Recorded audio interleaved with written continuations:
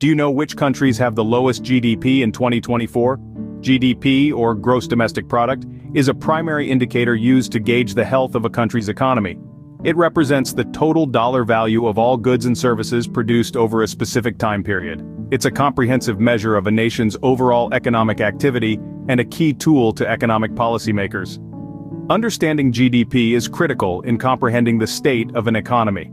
Let's delve into the list of the top 10 countries with the lowest GDP in 2024. Starting us off at number 10 and 9 are Burundi and South Sudan. Burundi, a nation grappling with political instability and widespread poverty, has seen its GDP severely impacted. It's a country that relies heavily on subsistence agriculture, with limited economic diversification further exacerbating the situation. The internal conflicts that have plagued Burundi have created an environment that hinders economic growth. South Sudan, on the other hand, is rich in natural resources. However, it has not been able to fully leverage these assets due to ongoing conflicts, inadequate infrastructure, and limited development. What's more, South Sudan's GDP is largely dependent on oil exports, making it incredibly vulnerable to fluctuations in global oil prices. These are two nations facing unique challenges, yet both hold potential for growth.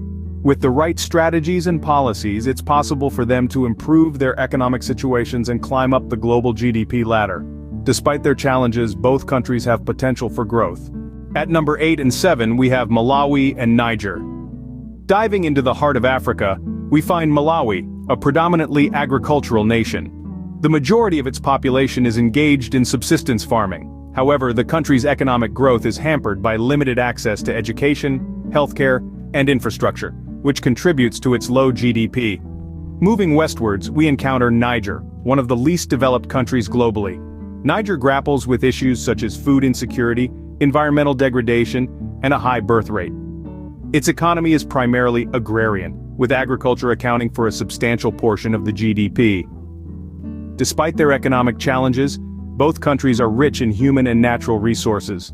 With the right policies and international support, they could harness these resources to spur economic growth and development. These countries face significant challenges, but also hold potential for economic growth. Moving on to number 6 and 5, we find Mozambique and Liberia. The economy of Mozambique is primarily characterized by its dependence on agriculture, fishing, and natural resources.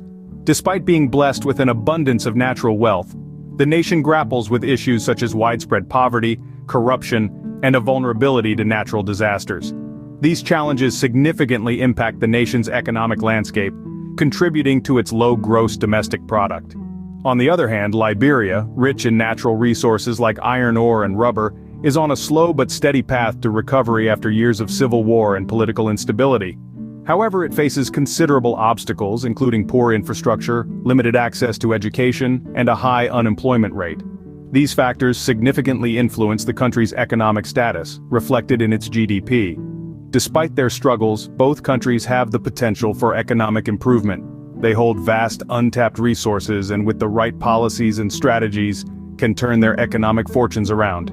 At number 4 and 3, we have Guinea-Bissau and Eritrea.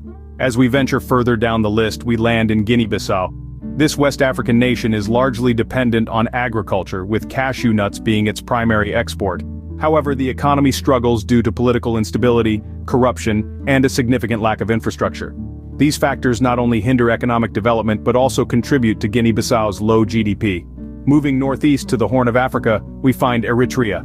Much like Guinea-Bissau, Eritrea's economy is predominantly agricultural. Despite the hard work of the majority of its population, the GDP remains low. Limited access to resources, weak infrastructure, and restrictive government policies all play a part in this economic hardship. Both Guinea-Bissau and Eritrea have agricultural economies that, while currently struggling, hold a wealth of untapped potential. With the right policies and international support, these nations could see significant economic growth. These countries face significant economic challenges, but there is potential for growth. Finally, at number 2 and 1, we have Madagascar and Guinea. Madagascar's economy leans heavily on agriculture, with primary products like vanilla, cloves, and rice. Yet this island nation grapples with political instability, environmental degradation, and the impacts of natural disasters, all of which put a damper on economic development and take a toll on its GDP. Moving on to Guinea, this West African country's economy primarily hinges on agriculture, and the extraction of mineral resources, particularly bauxite. But Guinea is not without its share of challenges. Political instability, corruption, and insufficient infrastructure all put a strain on economic growth and contribute to its low GDP. Yet it's important to remember that these rankings aren't the whole story. They don't capture the resilience of these countries or their people. Despite their low GDPs, both countries have potential for economic improvement. They hold the promise of a brighter economic future given the right conditions and opportunities. So, there you have it, the top 10 countries with the lowest GDP in 2024. These nations, while currently struggling economically, each hold their unique sets of challenges and potential. From Burundi's political instability and South Sudan's dependency on oil, to Malawi's limited access to essential services, and Niger's environmental challenges. Mozambique, Liberia, and Guinea-Bissau, despite their abundant natural resources, grapple with issues such as corruption and poor infrastructure. Similarly, Eritrea and Madagascar, primarily agrarian economies, are impeded by restrictive government policies and environmental degradation respectively. However, it's crucial to remember that these are not just tales of economic hardship. They're also stories of resilience, potential, and untapped resources. Each of these countries, in their own ways, hold promise for the future. With the right policies, investment, and international support, they could harness their natural wealth and human capital to spur economic growth.